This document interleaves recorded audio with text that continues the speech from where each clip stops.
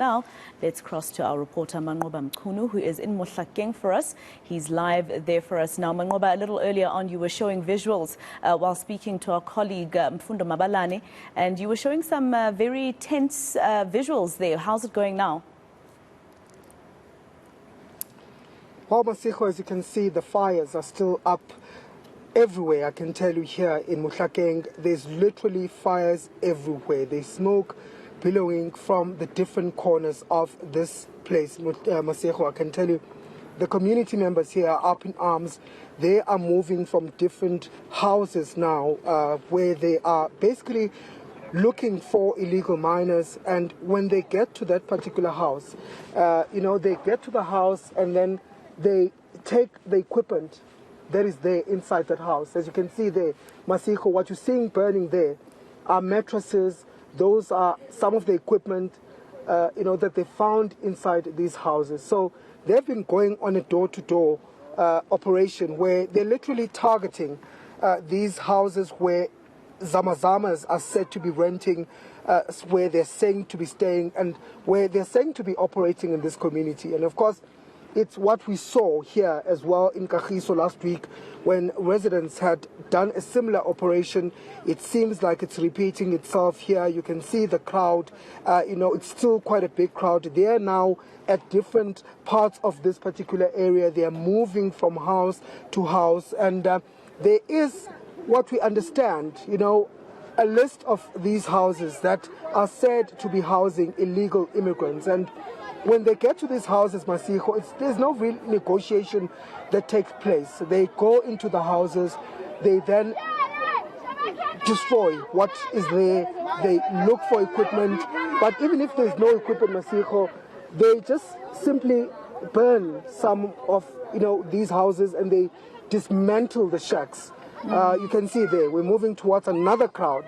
So this is another crowd, Masiko, at another corner. They're also doing the same thing. We're seeing the fire, we're seeing equipment being burnt. And so this is really what is happening now. The residents have taken matters into their own hands. And the police at this particular point, Masiko, are also outnumbered. In fact, they are nowhere to be seen here in this particular scene. And this is just one of those scenes that is happening here at this particular point. There are many of them. When we are told that they'll be moving to another section of this township, and this is where they are saying that they are now going to a hostel where some of these illegal miners are staying. And of course, we're hearing similar sentiments, Masiko, as far as, some of the complaints from community members who tell you that the reason why they've taken to the streets, the reason why they're doing what they're doing is because they're simply tired of elements of criminality in this community. They're tired of inaction by police. They're saying that the police are failing this community. And so we are seeing young and old. We're seeing, grannies here out on the street. We're seeing children, very young children, concerning, of course, that young children are on the streets here saying that they want to ensure that they take action now. Of course, we did speak to some of the community leaders just to ascertain, Masiko, as to what really, what are they doing when it comes to the destruction that we're seeing here, when it comes to some of, the violence that we're seeing take over this particular protest. And what they're saying, Masiko, is that they also didn't plan for these things to happen. They didn't want these things to happen. But of course, there's nothing they can do because they're saying that the community is angry. And so they can't really do anything. It's the community that has taken these matters up, into their own hands. And so as leaders, the only thing that they can simply do is, perhaps just to try and, ensure that, there is no loss of life. And they're saying that, this should be blamed on police themselves because they're saying that it's the police inactivity in this community that has led to this situation that we're seeing here. And if police were really doing their job here, this would not be happening. So, Masiko, as I tell you, there is fires literally at every street corner here. And earlier on, we also spoke to some of the landlords who are quite upset about what has happened. They told us that, they also, some of their properties, some of their belongings are also being burnt in this process. So they are quite upset, Masiho. One of them even said, we don't know now what we're going to do because even our own stuff, our property is being destroyed.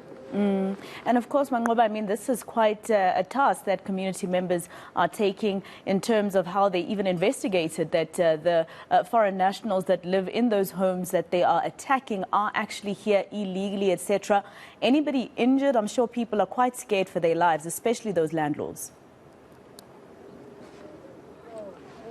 I can tell you, Masiho, that they are scared. In fact, just a short while ago, I spoke to the landlord of one of the houses where we were crossing from earlier on, where they essentially dismantled the shack. They destroyed that, that shack down, and they took some of the property from that shack. And, just speaking to that landlord, Masiho, he told me that, he's quite traumatized by what happened. In fact, when I spoke to him, he was still trying just to get some of the equipment, just to salvage the little that was left from the fire that was taking place. And he was telling me, Masiho, that, he was quite shattered by what happened there, because he says that there's nothing that he has done. The only thing that is simply done is to rent out his property. And he says that in that process, his sofa, his beds, his own equipment that he had bought were touched by community members. So he says that, they now don't know what to do, because at this particular point, they also don't want to be in opposition to what the community is saying. They can't be seen to be not agreeing or to be condoning, that there's illegal mining here, and that, they're housing some of these illegal, miners in their property. So the other lady telling me also that she's quite shattered. She doesn't know now what to do. She doesn't know where to go, who she must report this to, because, her property was also destroyed. So it just tells you, Masiho, that, there's lawlessness that is taking place here currently, and these residents are really saying that they're going to continue, they're going to root out these criminal elements, whether or not, the landlords agree to it. They are saying that this is going to continue. This is their operation, and they won't be stopped by anybody. They won't even be stopped by the police. They're saying that the police have simply failed them. All right, Manqoba Mchunu live for us there on the streets of Mohlakeng.